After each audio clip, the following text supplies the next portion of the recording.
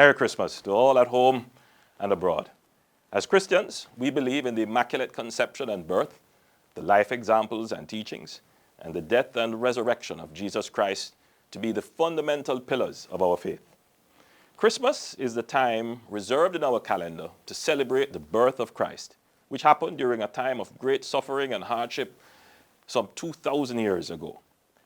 It was long prophesied that a great king would be born to liberate the people from bondage.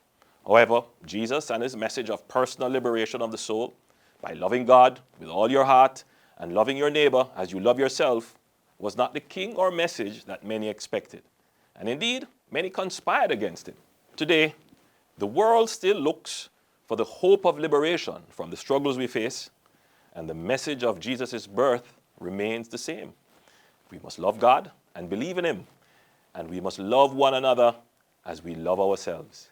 Simple, yet profound guidance that the solution to our problems rests with our spirituality and humanity. The story of Jesus' birth does not seek to offer a scientific explanation of the solutions to our problems. Rather, it is a story of faith that God manifested in man and that man can know God and have a personal relationship with God. It is a story of family of Joseph and Mary, regardless of their own struggles and poverty, sticking together and caring for one another. It's the story of great fraternity. People from near and far, humble shepherds and distinguished wise men, saw the signs and journeyed to the lowly stables in which he was born to share the good news, peace on earth and goodwill to all. So against the backdrop of our own personal struggles and worries about paying our mortgage, our personal safety with the high level of violence in our society, the stress brought on by traffic and indiscipline on our roads, or the threat of disease and illness, let us take some time this season to reflect on the hope that Jesus' birth has given to the world. Let us start by renewing our personal faith in God and getting in touch with our spirituality.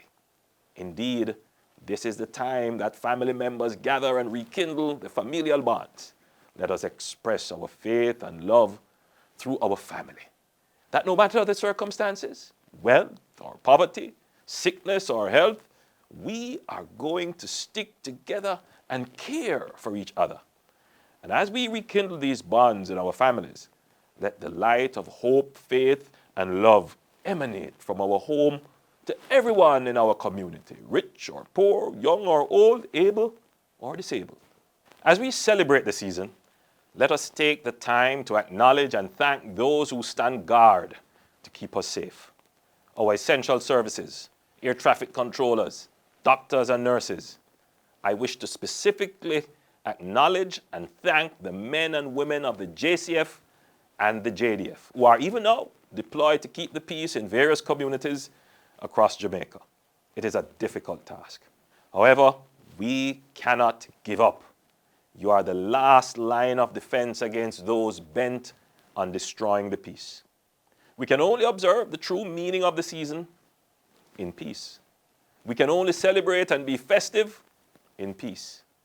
As we celebrate, some in churches and some at parties, remember to love your neighbor. If your neighbor is without, share. If your neighbor is alone and down, bring them cheer. And if your music is too loud, turn it down. This Christmas, I pray that you will find peace, that you will be surrounded by the love of family and the goodwill of community. Merry Christmas, Jamaica.